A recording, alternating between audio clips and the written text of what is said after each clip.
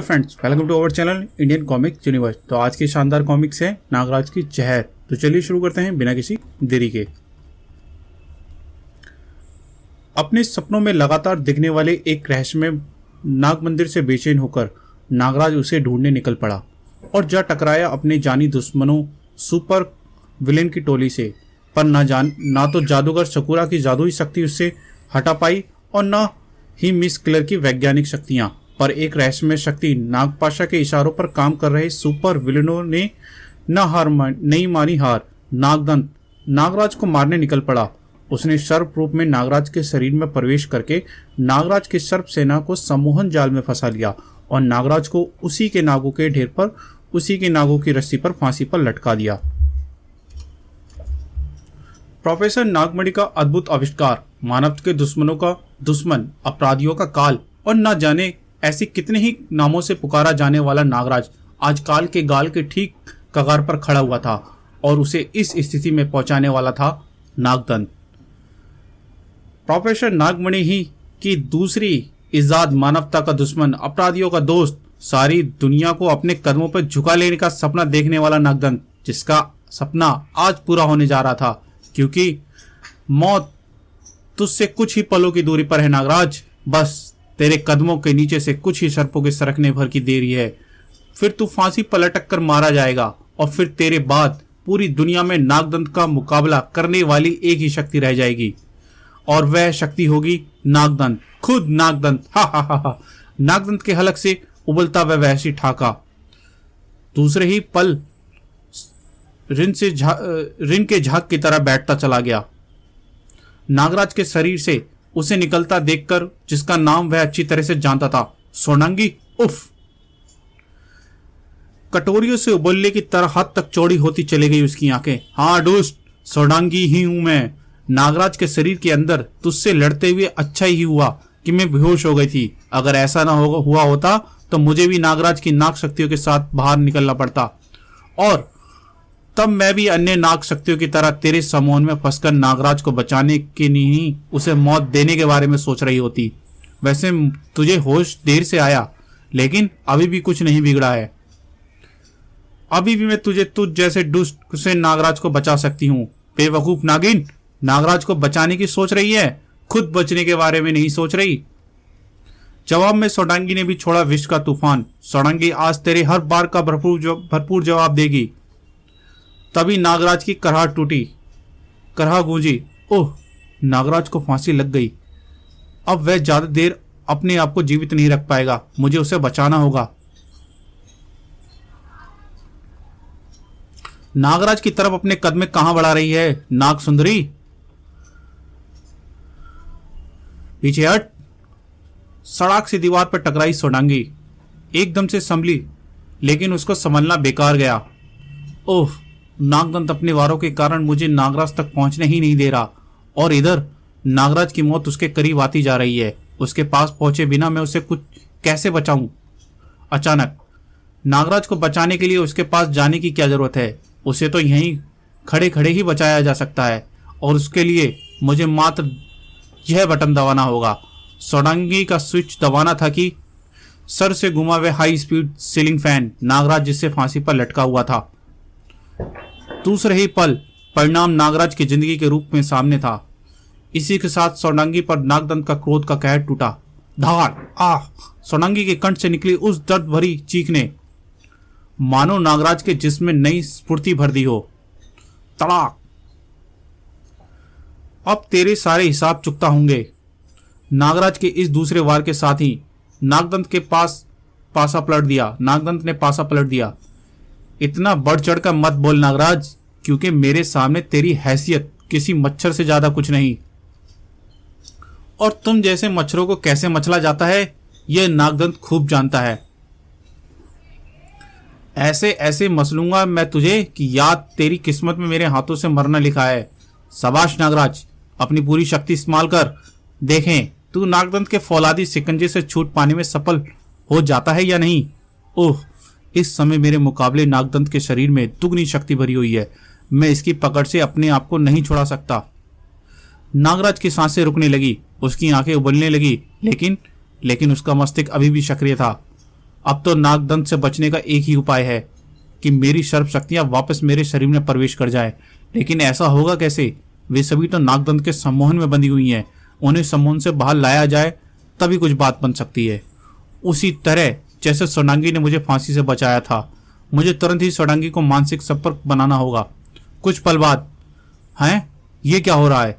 नागराज की शक्तियां वापस उसके शरीर में कैसे प्रवेश करती जा रही हैं? ये तो मेरे सम्मोहन में थी, इनका सम्मोहन कैसे टूटा?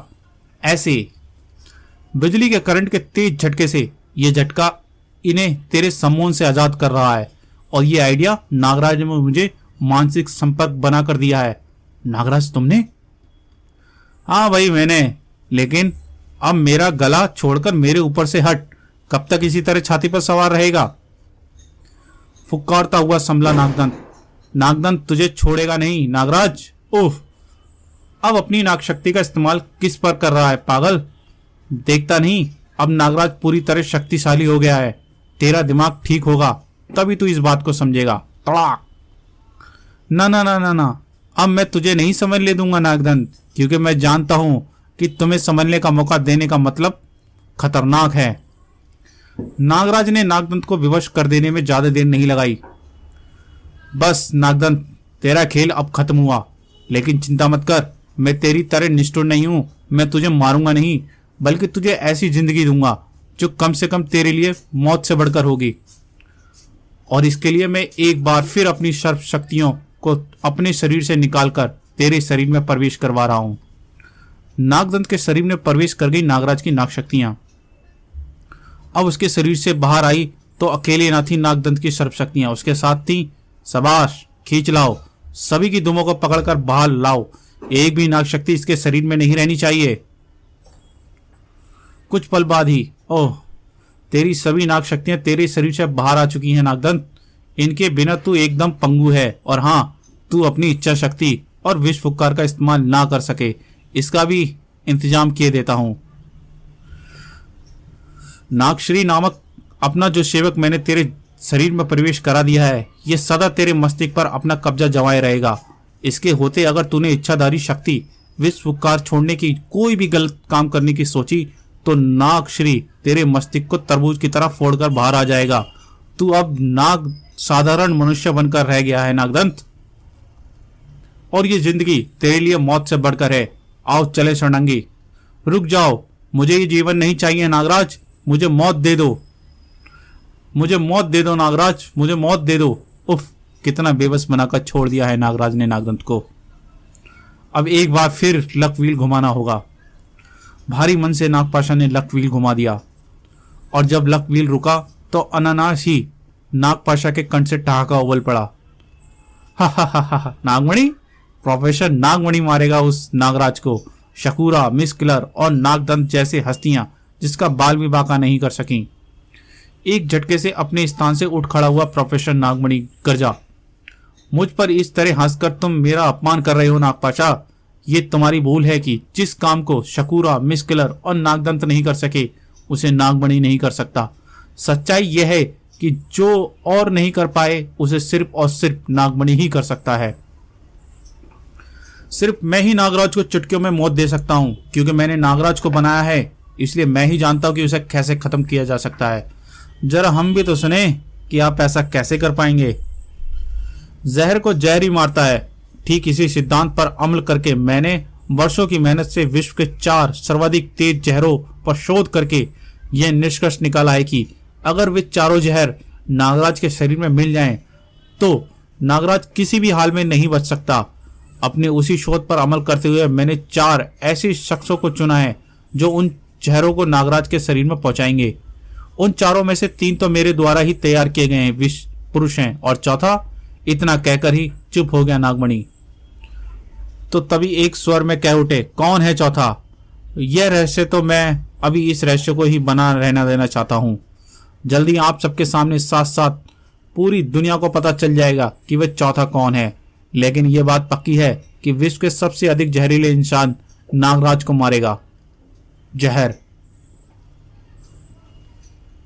इधर नागराज अपने सपनों के मंदिर की खोज में मैं लगभग पूरे भारत की खाक छान चुका हूं, लेकिन अभी तक सफलता की एक कड़ी भी हाथ नहीं लगी। और शायद लगे भी ना अगर मैं इसी तरह भटकता रहा तो। लेकिन अब आगे बढ़ने के लिए क्या किया जाए? इस विषय में सहायता लेने के लिए मानसी के पास वापस नहीं जा सकता, क्योंकि मैं नहीं चाहता कि मेरी वजह से पिछली बार की तरह इस बार भी किसी मुसीबत में फंसे। अब तो एक ही उपाय है कि मैं अपनी योग विद्या के बल पर अपने सपनों के मंदिर को विषय में जानने का प्रयास करूं। नागराज खड़े खड़े ही योग साधना में लीन होता चला गया। जल्द ही मंदिर के आसपास हल्की बर्फ से ढकी छोटी मोटी पहाड़ियां और मंदिर के ठीक सामने कई बौद्ध मठ।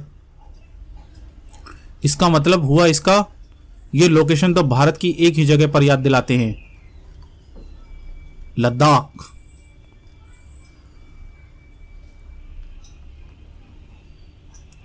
लद्दाख के इस लेह नामक शहर में अपनी खोज शुरू करने से पहले मुझे यहाँ ठहरने और आराम करने का प्रबंध करना होगा। इसके लिए एकदम ठीक रहेगा लेह टूरिज्म बेंगलोर। लेह में ठहरने के लिए इस बेंगलोर से सुंदर जगह और कहीं नहीं। सब कुछ है यहाँ, बढ़िया रेस्टोरेंट, गार्डन और स्विमिंग पूल भी। यहाँ तो कुछ देर स्विमिंग करके सफ़र की थकान आसानी से मिटाई जा सकती है। कुछ ही देर बाद छपा स्विमिंग पूल में कूद गया नागराज। इसके साथ ही कोहिनूर हीरे की मानित किसी की आंखें चमक उठी थी। शायद तेरी मौत इसी पानी में लिखी है नागराज, क्योंकि मासा सोगा को आज अपना शिकार पानी में करने में ज्यादा आनंद आएगा। स्विमिंग पूल में, अरे यह क्या? मासा सोगा के जहर से तू नहीं बच सकेगा नागराज। उस अनोखे प्राणी को जहां नागराज सख्त की हालत में देखता रह गया, वहीं स्विमिंग पूल में मौजूद अन्य स्त्री पुरुष भाग खड़े हुए। यह मुसीबत कहां से आ गई स्विमिंग पूल में? बाद में सोचना, पहले तेजी से तैरकर यहां से बाहर निकल। इसका नाम तो उस नाग से मिलता है जो नॉर्थ अमेरिका में पाया जाता है, लेकिन मेरा यह दुश्मन यहां लेह में कहां से पैदा हो गया? उफ, मैंने सोचा भी नहीं था कि यह फुर्ती के मामले में छलावे को भी मात दे गए। अब नागराज को संभलने से पहले ही मासा सोगा ने दबोच लिया और ओह, यह तो पानी के नीचे लड़ने में शिद्दत है। और साथ ही पानी के नीचे एक और दिक्कत मुझे हो रही है जो इसे नहीं हो रही, वह है कि ऑक्सीजन ना मिलने के कारण मेरी सांस घुटती जा रही है। अपने आप को इससे बचा कर मुझे जल्द ही ऊपर जाना होगा, और इसके लिए यह मोटा पाइप एकदम ठीक रहेगा जिससे स्विमिंग पूल में पानी भरा जा रहा है। और इस पाइप को इस ढंग से भी उपयोग हो सकता है कि ये कोई मेरे जैसा मुसीबत का मारा सोच भी नहीं सकता। मासा सोगा की वाटर पाइप में गर्दन फंसाकर नागराज ने ऊपर की तरफ लहराने की एक पल भी समय न गमाया। उफ, कुछ देर के लिए तो लगा था कि मेरी जल्द समाधि बने ही बने। अब तो वह भी बनेगी नागराज। ओह, एक बार फिर मासा सोगा से भिड़ जाना पड़ा नागराज को। समझ नहीं आता कि ये चाहता क्या है और किसने भेजा है इसे। बला की तेजी से संभला मासा सोगा।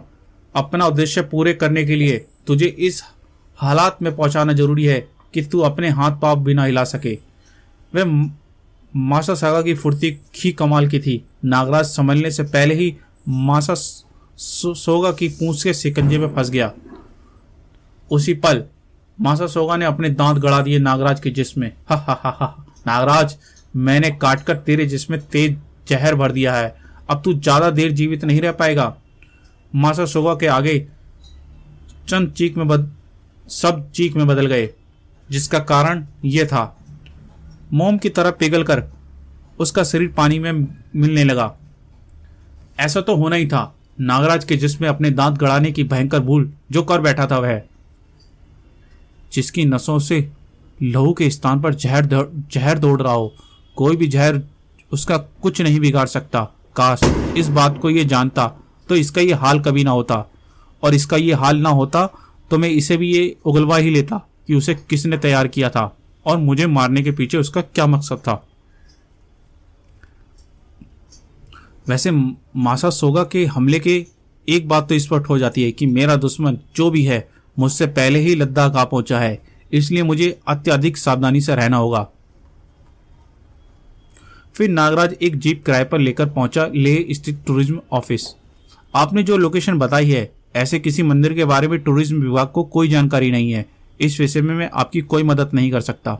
हाँ, आपको एक ऐसे आदमी के बारे में बता सकता हूँ जो इस विषय में आपके लिए बहुत कुछ कर सकता है, क्योंकि वह आदमी लेह लद्दाख के जर्रे जर्रे से परिचित है। वह यहाँ से 8 किलोमीटर दूर स्थित स्पाइक टॉक के गोरखा नामक बौद्ध मंदिर में रहने वाला भिक्षुक लामा अरांतु है। लद्दाख के बारे में उससे ज्यादा कोई नहीं जानता। तुम उससे क्यों नहीं मिल लेते? थैंक यू, मैं अभी उससे मिलकर आता हूं। टूरिज्म ऑफिस से बाहर निकला नागराज उन जलती निगाहों को ना देख सका जो उसी पर टिकी थी। तो स्पाइक टॉक जरूर पहुंचेगा नागराज, मगर उस खतरे से 2-4 होकर जो रास्ते में बड़ी बेसब्री से तेरा इंतजार कर रही हैं। जीप पर सवार होकर नागराज स्पाइक टॉक की तरफ चल दिया। इन रास्तों पर अगर चालक की निगाह जरा से भी चूक जाए तो सीधा मौत के मुंह में चला जाए। वैसे मंजिल मिले या ना मिले, लेकिन लद्दाख तक का सफर रोमांचक रहेगा। अपनी मंजिल के बारे में सोचता उसकी तरफ बढ़ता नागराज सामने खड़े उस खतरे से बेखबर मेरी तरफ बढ़ती उस जीप में मौजूद मेरा शिकार, जिसके सामने मुझे पहुंचना है, लेकिन अभी नहीं, अभी मेरे स्टार्ट होने में देर है। मुझे तो यह काम तब करना है जब वह एकदम मेरे पास आ जाए। और फिर कुछ देर बाद ही, ओह, ये एकाएक बीच में कहां से आ गया। मुश्किल से जीप को खाई में गिरने से बचाया। उफ, बाल बाल बचा, वरना हजारों फुट गहरी खाई में गिरकर हड्डियां तक का पता नहीं चलता।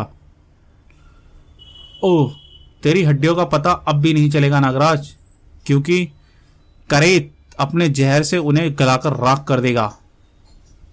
भड़ाक। ओह, करेत जहरीले तो होते ही हैं, किंतु दिन में सुस्त रहने के कारण इनकी प्रवृत्ति किसी पर आक्रमण करने की नहीं होती। फिर करेत नामक का ये सर्प मानव ऐसा क्यों कर रहा है? जरूर इसके पीछे कोई राज है। मास्टर सुगा की तरह ही एक और जहरीले प्राणी पर मुझ पर हमला, मगर क्यों? तुरंत ही नागराज को मिला उसके सवालों का जवाब। अपने शरीर में दौड़ते सैकड़ों करेत सर्पों का जहर मुझे तेरे जिस्म में भरना होगा नागराज। ओह, तो ये इरादे हैं तेरे, लेकिन इन्हें त्याग दे तो अच्छा है, क्योंकि अगर तूने मुझे काट लिया तो तेरी खैर नहीं, पल भर में पिघल जाएगा तू। मुझे अपने अंजाम की चिंता नहीं नागराज, बस मुझे तो अपने मालिक के कहे को हर हाल में पूरा करना है। कमाल है, अपने मालिक के चक्कर में तो ये अपनी जान देने पर तुला हुआ है, लेकिन मैं ऐसा नहीं होने देना चाहता। ये बेमौत मारा जाए। और दूसरा, मैं ये भी जानना चाहता हूँ कि इसका मालिक कौन है और वह मुझे करेत से क्यों कटवाना चाहता है। मैं इस सर्प शक्ति से विवश करता हूँ। नागराज की सर्प शक्तियों को करेत ने अपने पास पहुंचने से रोका।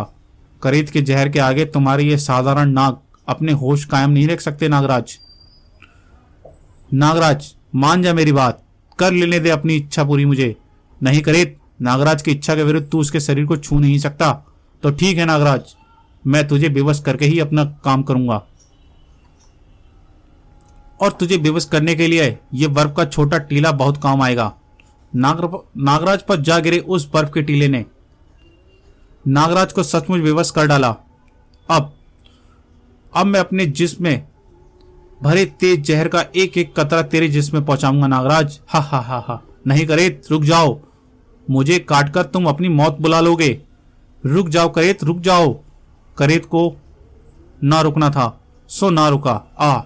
उसके दांत नागराज के मांस को गहराई तक पैवस्त होते चले गए, जिसका परिणाम दूसरे ही पल सामने आया।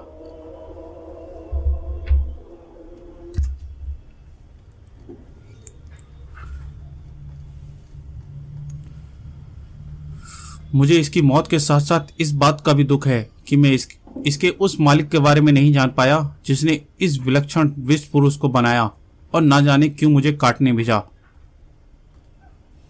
कैरत के जिस मालिक के बारे में सोच रहा था नागराज, वह उससे ज्यादा दूर ना था। तुझे मौत देने की मेरी योजना के 2 चरण पूरे हो गए नागराज। बाकी बचे 2 चरण वो भी पूरे हो जाएंगे। और अब तक मेरी योजना के चरणों के पूरे होने के साथ तुझे मौत नहीं मिल जाती, तब तक मैं अपने इस विशेष बेवाज हेलीकॉप्टर पर साई की तरह तेरे पीछे लगा रहूंगा। नहीं, फिलहाल मुझे तेरे पीछे नहीं लगे रहना नागराज। फिलहाल अभी तो तुझे मुझसे आगे निकलना है ताकि मैं अपनी योजना के तीसरे चरण को पूरा कर सकूं। नागराज स्पाइक टॉक के बौद्ध मंदिर में पहुंचा। यहीं मिलेंगे मुझे अरातू नामक वे भिक्षुक जो मेरी समस्या का समाधान करेंगे जल्द ही। तो तुम अपने सपनों के मंदिर के विषय में जानना चाहते हो नागराज? ठीक है, मैं तुम्हें इसके बारे में बता दूंगा, लेकिन पहले तुम्हें मुझे एक मौका देना होगा ताकि मैं ब्लैक मावा अपने जहर को तुम्हारे नशों में भर सकूं। ये आप क्या कह रहे हैं अरांतु जी? बेवकूफ नागराज, मैं अरांतु नहीं, मावा हूं।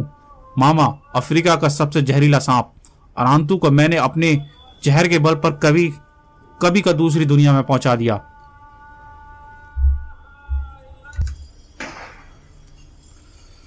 और अब इस जहर से मरने की तेरी बारी है नागराज।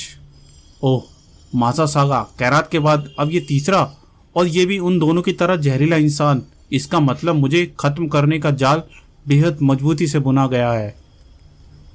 लेकिन किसने बुना है ये जाल? कौन है वो? इसके बारे में बाद में सोचूंगा, पहले इसे विष फुक्कार से बेहोश करता हूं। नागराज ने थोड़ी छोड़ी वह घातक विष फुक्कार, लेकिन जिसने मां के दूध की जगह जहर पिया है उस पर तेरी फुक्कार क्या असर करेगी, समझे नागराज? तड़ाक! नागराज संभला और उसके हाथ से छूटी नागरस्सी पास ही पड़े एक पत्थर से लिपट गई और फिर ताप! मावा ने उस पत्थर को ज्यादा देर तक नागराज के हाथ में नहीं रहने दिया। बस, बहुत हुआ नागराज, अब देख यह पत्थर क्या कमाल दिखाता है। कड़ाक! असाधारण फुर्ती का प्रदर्शन करते हुए नागराज पत्थर से तो बच गया, लेकिन पत्थर के टकराने की वजह से टूटी सैकड़ों वर्ष पुरानी शीर्ण मूर्ति के मलबे में से न बच सका। एक साथ सिर पर आ गिरे मूर्ति के कई पत्थरों ने नागराज के दिमाग को चकरा दिया, और यह स्थिति सिर्फ एक पल के लिए ही नहीं, लेकिन जिन्हें कुछ करना होता है उसके लिए एक पल ही बहुत होता है। ओह, मावा अपने उद्देश्य में सफल हो चुका था, लेकिन उसके लिए उसे भारी कीमत चुकानी पड़ी। या! मावा की चीख के साथ साथ एक और चीख ने वहां के वातावरण के सीने में भेद डाला। आ! और वो चीख निकली थी नागराज के कंठ से। पीड़ा से दोहरा होकर चीखता नागराज पल भर बाद बुद्ध की सब बना खड़ा रह गया। ओह, ये क्या हो रहा है? मेरा शरीर सुन पड़ता जा रहा है, मैं अपने हाथ पांव नहीं हिला पा रहा हूं। उफ, इस स्थिति का तो एक ही मतलब है, और वह है कि मेरे शरीर को लकवा मार गया है। लेकिन ये कैसे हुआ? तुम्हारे सवालों का जवाब मैं अच्छी तरह से दे सकता हूं नागराज। प्रोफेसर नागवड़ी, तुम? ओह, कितना मूर्ख था मैं। मुझे माशा शोगा करेत और मावा कि देखते ही समझ जाना चाहिए था कि उसके मालिक तुम ही हो सकते हो, क्योंकि पूरे विश्व में एकमात्र तुम ही हो जहरीले इंसान बना सकते हो। ठीक कहा तुमने नागराज, तो पहले ही समझ जाना चाहिए था, लेकिन अब कुछ नहीं हो सकता। माशा सोगा, कैरात और ब्लैक मावा के जहरों ने तुम्हें लकवे की स्थिति में पहुंचा दिया है, और ये एकदम नहीं हुआ। इसके लिए बहुत शोध किया है मैंने। उसी शोध के बल पर मैंने यह निष्कर्ष निकाला है कि कुछ घंटों के अंतराल के बाद अगर ये तीनों जहर तुम्हारे जिस्म में प्रवेश ना कर जाएं, तो तुम्हें कुछ समय के लिए लकवा हो सकता है। वैसे ये तीनों जहर एक साथ भी तुम्हारे शरीर में पहुंचा सकते थे, लेकिन उससे कुछ नहीं होता। तुम्हारे शरीर को जहर उन तीनों जहरों को क्रिया करके उन्हें बेकार कर देता। अपने उसी शोध में मैंने इस बात का भी पता लगाया है कि इन तीनों जहरों के बाद अगर एक और जहर तुम्हारे जिस्म में प्रवेश कर जाए तो तुम्हारी तत्काल मृत्यु हो सकती है, और वो एक जहर भी तुम्हारे जिस्म में पहुंचेगा नागराज, और उसे पहुंचाएगा वह चौथा। कुछ पलों बाद सारी दुनिया जिसके बारे में जान जाएगी। कौन है वह चौथा? इंतजार कर नागराज, इंतजार कर, जल्द ही पता चल जाएगा। हा हा हा हा। ठहाका लगाते हुए प्रोफेसर नागमणि ने वह छोटा कीड़ा अपनी जेब से निकाला और नागराज के शरीर पर उछाल दिया। हा हा हा हा। वैसे मक्खन से गर्म छुरी घुसती है, ठीक वैसे ही नागराज के शरीर में घुसने लगा वह कीड़ा। कहीं यही तो नहीं चौथा? हाँ, यही है वह विचित्र कीड़ा, जरूर अत्यंत जहरीला है, जिसका जहर बाकी जहरों से मिलकर तुझे मार डालेगा। नागमणि के शब्दों के जादू में बंधे नागराज को दिखाई देने लगी अपनी तत्काल मौत। ये लकवा स्थिति मेरे लिए समस्या नहीं है, ये तो कुछ ही पलों की हट जाएगी, लेकिन अगर मुझे जिंदा रहना है तो इस जहरीले कीड़े को अपने शरीर में घुसने से रोकना होगा। लकवे की इस स्थिति में अपनी सारी शक्ति संयोज कर अपने हाथों को थोड़ा हिला तो सकता हूं, लेकिन किसी भी हाल में कंधे तक नहीं पहुंचा सकता, क्योंकि कंधों पर मेरे हाथों पर काफी दूरी है। सिर्फ मेरा मुंह ही कंधे के पास आकर यह प्रयास करूं तो इसे अपने दांतों से पकड़कर बाहर खींच सकता हूं। अपनी पूरी शक्ति लगाकर अपने मुंह को कंधे तक ले जाने में जुट गया नागराज।